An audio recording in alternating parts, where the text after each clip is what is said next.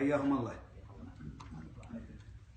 نحن نقرأ في كتاب الجنائز من صحيح البخاري، وكنا توقفنا في الأسبوع الماضي عندما ترجم البخاري قال: باب إذا أسلم الصبي فمات هل يصلى عليه؟ نعم، اقرأ الباب. بسم الله والحمد لله والصلاة والسلام على رسول الله. قال المؤلف رحمه الله تعالى: باب إذا أسلم الصبي فمات هل يصلى عليه وهل يعرض على الصبي الإسلام؟ قال رحمه الله تعالى: حدثنا سليمان بن قال الحسن. نعم، ما عندك؟ وقال الحسن وشريح. نعم. وقال الحسن وشريح وإبراهيم وقتادة: إذا أسلم أحدهما فالولد مع المسلم. وكان ابن عباس رضي الله عنهما مع أمه من المستضعفين ولم يكن مع أبيه على دين قومه، وقال: الإسلام يعلو ولا يعلى.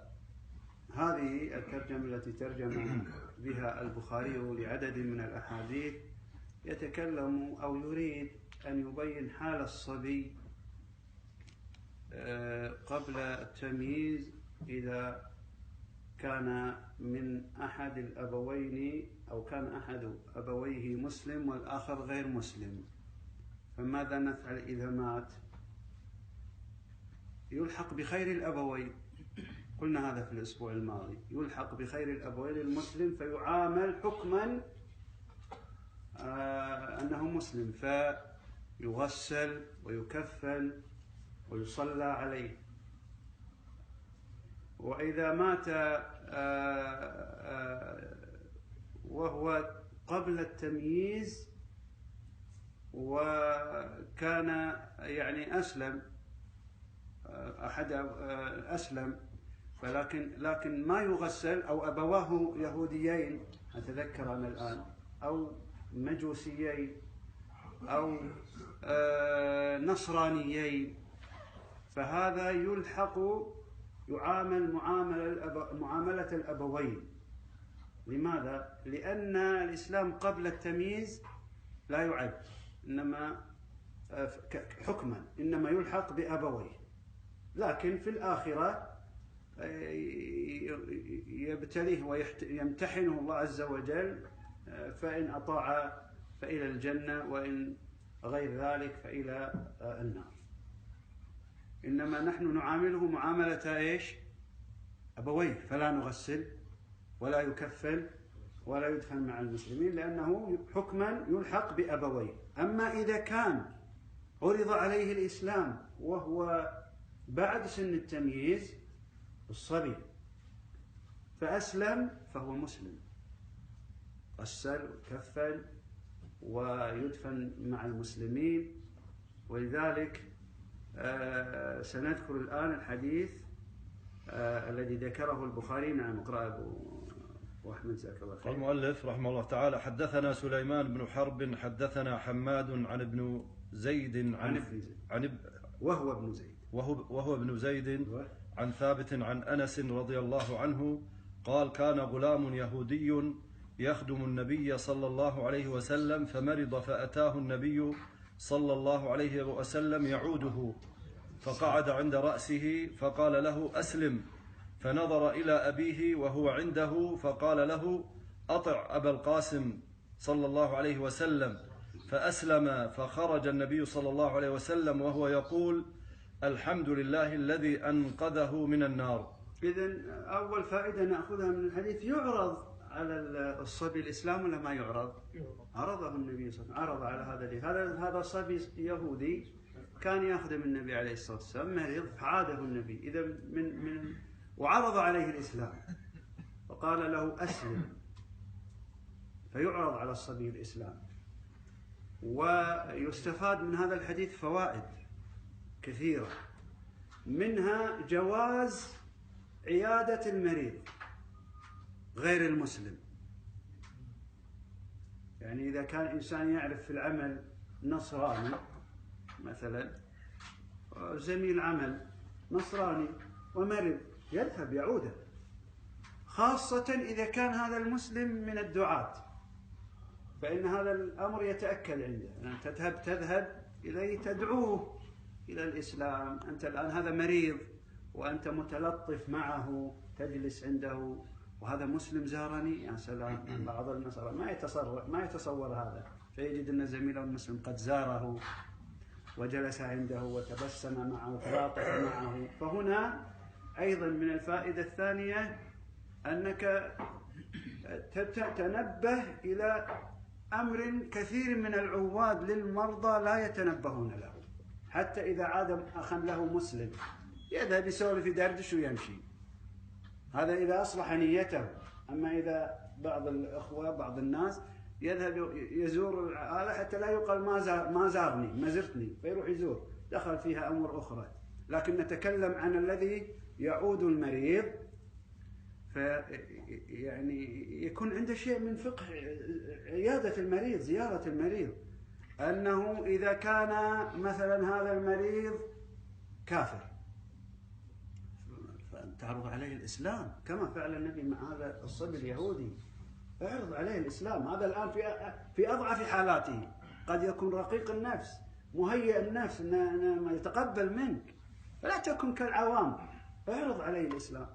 وإذا كان مسلم فأنت صديق له، تعرف من أموره ما لا يعرف الآخرون، فإن كان على معصية تناصحه، ولا يا أخي الآن أنت مقبل على شأن آخر، فدع ما أعلم وتعلم من أمر الفلاني واقبل على الله من الكلام الطيب الذي قد يتقبله منك. فلا تكون سوالف ودردشة، لا ولا استفاد هذا المريض فيه، بل قد يكون منزعج. فهذه مهمة جدا. لذلك عواد المرضى قسمان، قسم جهلة وقسم فقهاء، فكن من الفقهاء الذي إذا زار المريض يتحين الفرصة، ولا نقول يفضح، لا، تحين الفرصة. إذا كان الناس تزور المغرب أنا أزور الضحى حتى يكون ما عنده أحد، وأكون أنا معه في راحة، وناصحه وأذكره. فهذا من واجبات عواد المرضى، كما فعل النبي صلى الله عليه وسلم هنا، فإنه هذا يهودي فعرض عليه الإسلام، عرض عليه الإسلام. كذلك من فوائد هذا الحديث ملاطفة المريض، يعني تكون عليه خفيف. شوف، تجلس عند رأسه، ألطف ما يكون مع المريض، تجلس عند قرابة رأسه حتى تسار بما يحب، حتى تلاطفه، حتى تضع يدك عليه، قد ترقيه، يعني أمور هذه فيها ملاطفة وفيها حس. وهو الآن أحوج ما يكون، يعني قد تكون الكلمة تقال في وقت لا تؤثر، وفي وقت آخر تؤثر أبلغ تأثير. قد تكون حركة منك لا تؤثر وهو في صحته وفي قوته، ولكن إذا فعلت هذا في حال مرضه تفرق حيل معه. فملاطفة المريض. كذلك مما يستفاد من هذا الحديث أن الإنسان ممكن يراجع أبواه الكافرين حتى في الإسلام، حتى إذا عرض عليه هو كافر وعرض عليه الإسلام، فلا بأس أن يراجع أبوه. والمسلم في شؤون الإسلام وأبواه ليس على الإسلام يراجعهما كما راجع هذا اليهودي، نظر إلى أبيه عندما عرض النبي صلى الله عليه وسلم عليه الإسلام، فاليهودي قال أطع أبا القاسم، فنظر إلى أبيه. لكن إذا كان الأب أو الأم أو الاثنين لا يقبلان من الإسلام، فلا بأس من العرض عليهما في شؤونك من باب الملاطفة والمشاركة والود.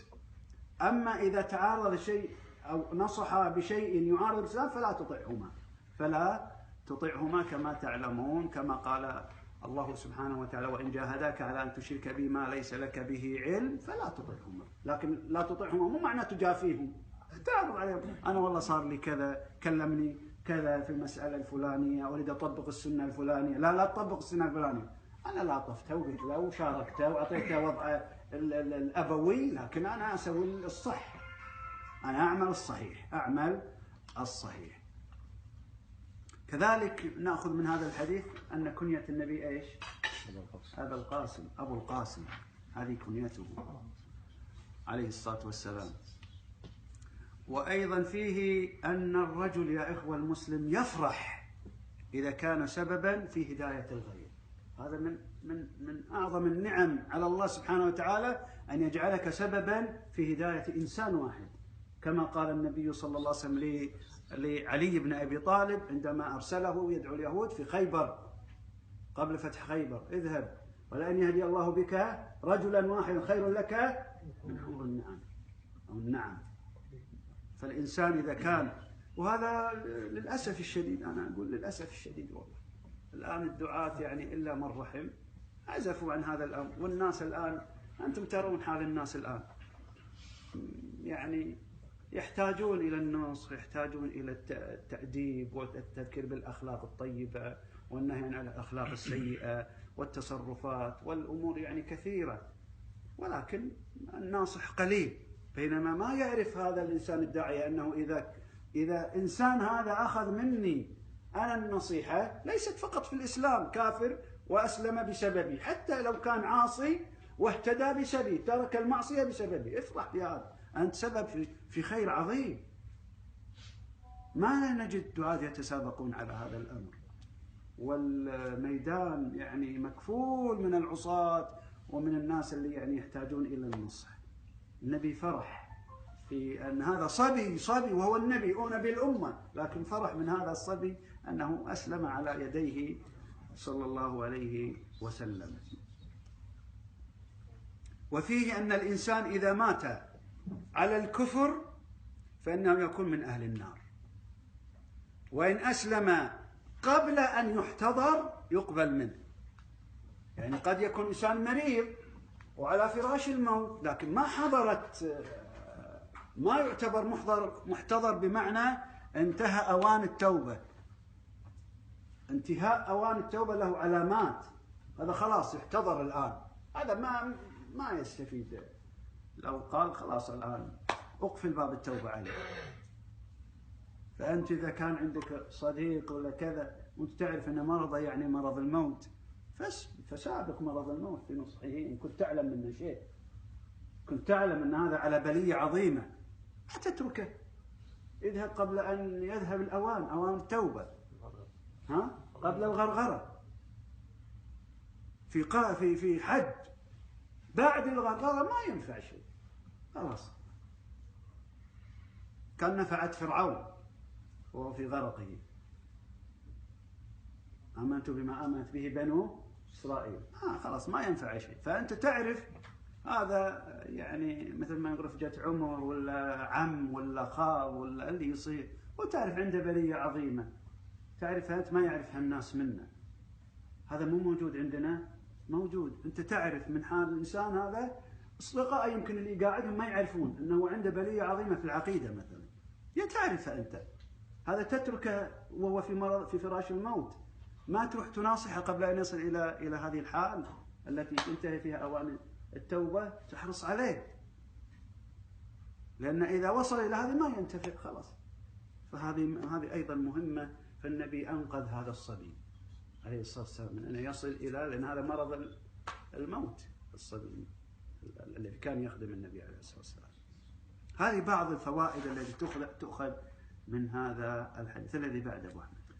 حدثنا علي بن عبد الله حدثنا سفيان قال عبيد الله بن أبي يزيد: سمعت ابن عباس رضي الله عنهما يقول: كنت أنا وأمي من المستضعفين، أنا من الولدان وأمي من النساء. نعم، أتى البخاري بهذا الحديث حتى يبين ويؤكد ويدلل على أن الصبي إذا أسلم أو كان مسلم يلحق بمن من أبويه، إذا كان الأب أحد الأبوين مسلم والآخر كافر، بخيرهما.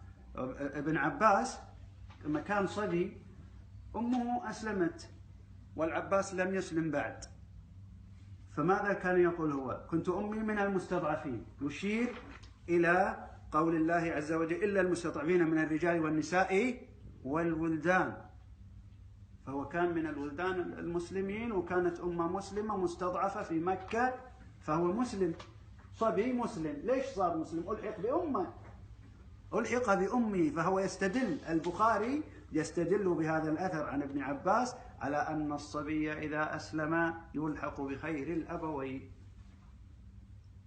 يلحق بخير الأبوين. فإذا مات فإننا نغسله ونكفنه وندفنه مع المسلمين لأنه مسلم. أما إذا مات وأباه يهوديان أو مجوسيان أو غير ذلك فإنه يعامل حتى لو كان يعني سمع كلمة الإسلام أو اسمه قبل التمييز، ما حكما يلحق بأبويه، وشرعا الله سبحانه وتعالى يعامل في الآخرة كما قلنا قبل قليل. الذي بعده. حدثنا أبو اليمان أخبرنا شعيب قال ابن شهاب يصلى على كل مولود متوف وإن كان لغية أو لغية. لا، لغية يعني ابن زنا، يعني ابن زنا، يعني حتى لو كان ابن زنا لكن أبوه وأمه مسلمين خلاص هذا يعتبر مسلم. ما الحال هذه ما تخرجه من الإسلام. ندفنه ومات نغسله ونكفنه وندفنه مع المسلمين، مع أنه يعني هو يعني لغية. يصلى على كل مولود متوف وإن كان لغية من أجل أنه ولد على فطرة الإسلام يدعي أبواه الإسلام أو أبوه خاصة، وإن كانت أمه على غير الإسلام إذا استهل صارخا صلي عليه ولا يصلى على من لم يستهل من أجل أنه سقط. وإن أبا هريرة رضي الله عنه كان يحدث قال النبي صلى الله عليه وسلم ما من مولود إلا يولد على الفطرة فأبواه يهودانه أو ينصرانه أو يمجسانه كما تنتج البهيمة بهيمة جمعاء هل تحسون فيها من جدعاء. ثم يقول أبو هريرة رضي الله عنه فطرة الله التي فطر الناس عليها الآية. نعم. هذا الحديث يعني ابن الزنا هذه الحال لا تخرجه من كونه يغسل ويكفن ويدفن مع المسلمين، لأن حتى لو كان أحد الأبوين فإنه يلحق، فهو على فطرته مسلم، على فطرته مسلم وأبواه مسلمان، فهو يعني هذا من حكم اللقيط. لأن قبل شوي يعني بالنسبة للولد اللي ما ميز يلحق بأبويه. نعم. رغم أنه ولد على الفطرة قبل شوي. لكن لا يغسل ولا يكفن. الآن حكم اللقيط احنا ما نعرف والديه. لا، معروف هو أبواه مسلمان أو أحدهما، معروف، وفي بلاد المسلمين هذا معروف، وذاك معروف. لا أتكلم عن اللقيط الحين. اللقيط لكنه مسلم. لأن على الفطرة. احنا ما نعرف أبوه وأمه. صح. لكن مسلم في بلاد مسلمين. أنا عارف. بلاد المسلمين. يعني الأصل إنه مسلم. بس عشان نفرق ما بينه وبين المميز اللي قبل التمييز. كله قبل التمييز. هذا يختلف. اللقيط يغسل وإذا استهل صارخا. نعم. خلها السالفة نروح نجيها. خلها كمل. قاعد أقول لك يعني إن حساس نفرق بينهم. ذاك لأنه معروف أبواه. فإذا ما ميز لا يغسل ولا يدفن مقابر المسلمين. إذا كان لا يغسل ولا يكفن. ليش؟ لأن أبواه كافرين. أنا أقول لك أما إذا كان أحد أبوين مسلما يلحق به إذا ميز لابد من التفريق بهذا. لا، وإذا كان أبوه أحدهما مسلم وهو بدون التمييز يلحق به. أما اللقيط حتى لو عرف إنه ولد في الإسلام ما ننتظر إنه مميز أو أحد مسلم. مسلم ويكفر ولا صح. جزاك الله خير. والعكس ايش العكس؟ والعكس اذا كان لقيطه في بلاد الكفر على اصلهم على حاله. طيب الان في مساله، اذا مسألة السقط. السقط إذا استهل، بمعنى استهل شنو؟ إيش يعني استهل؟ يعني خرج صارخا حي، هذا استهل. وإذا خرج لم يستهل بمعنى قطعة لحم، خرج سقط، هذا استهل أو لم يستهل. العلماء في هذه المسألة رحمهم الله اختلفوا فيها. قالوا إذا لم يستهل ما يغسل ولا يكفن ولا يعني يصلى عليه، لأنه لم يستهل. عشان بس نعرف، اشترطوا الاستهلال. أما إذا استهل فيغسل ويكفن ويصلى عليه. الصحيح والصواب أنه إذا نفخت فيه الروح. ومتى تنفخ فيه الروح؟ بعد 4 أشهر. إذا كان بعد 4 أشهر ما ننظر استهل أو لم يستهل، هذا نفخت فيه الروح، هذا الذي يغسل ويكفن ويصلى عليه. أما إذا سقط قبل 4 أشهر فهذا نفخت فيه الروح، هذا قطعة لحم. هذا هو الصواب وهذا هو الصحيح إن شاء الله في هذه المسألة. طيب، يعق عنا ولا ما يعق عنا هذا الذي بعد 4 أشهر قد نفخت فيه ونزل ميتا؟ يعني عاد السهلة صارخة.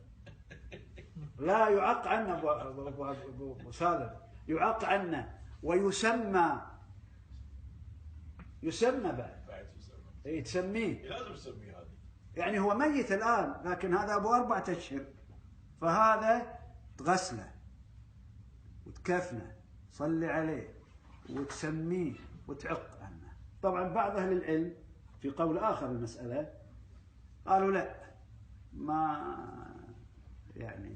ما يعق عنا إلا بعد 7 أيام، لما تدور عليه الأيام ال7 مالت السنة كلها، سبت أحد اثنين ثلاثة أربعة خميس جمعة، هذا تعق عنه. هذا قول عند أهل العلم. لكن الصحيح إن شاء الله أنه ما دام سقط ب4 أشهر فقد نفخت فيه الروح، فهذا يأخذ الأحكام.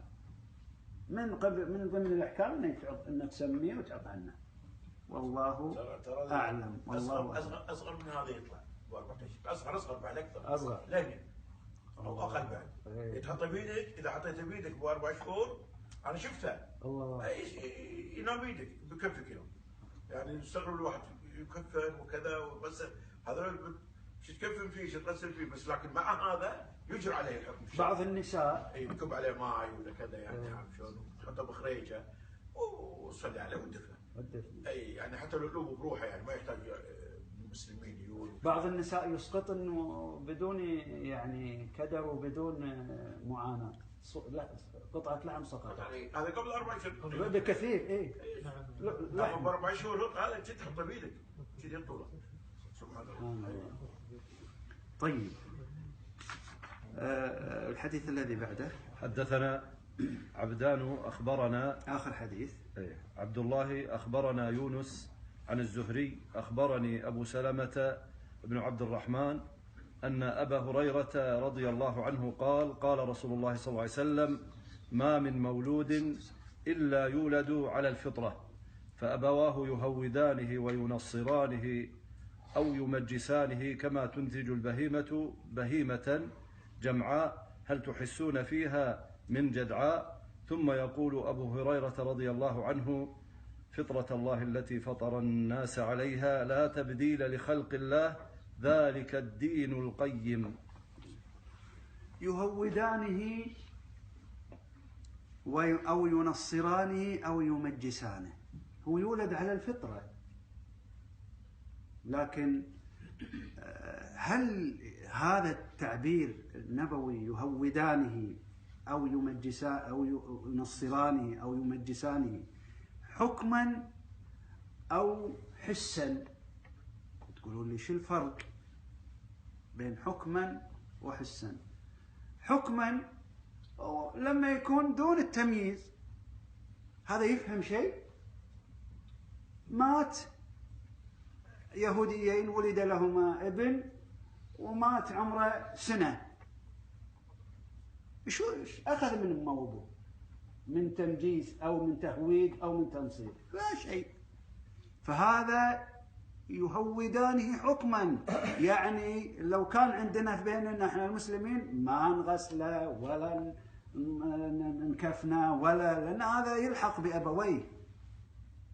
تهويده حسب تعبير النبي حكما اليهودي، هذا ما زين، هذا صغير طفل نقول ما أخذ منهم، يعني بواحد يناقشك بيشد معاك غسله ودفن، لا، هذا هود حكما،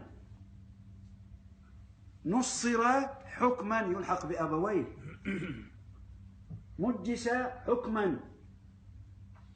طيب وإذا كان بعد التمييز اللي الإنسان فيه يفهم، يهود يسمونه حسا، يعني يفهم، أخذ من طباعهم ولا ما أخذ، تهود ولا فهم ولا ما فهم، يفهم، فهذا يهود حكما حسا، يتعلم منهم، يأخذ من يهوديتهم، فطرته سليمة والله والده على الفطرة الصحيحة، لكن لا، مميز يفهم، يودونه المعبد ويجيبونه ويشوف أبوه يصلي ويشوف يهز أبوه كذا ولا هذا ولا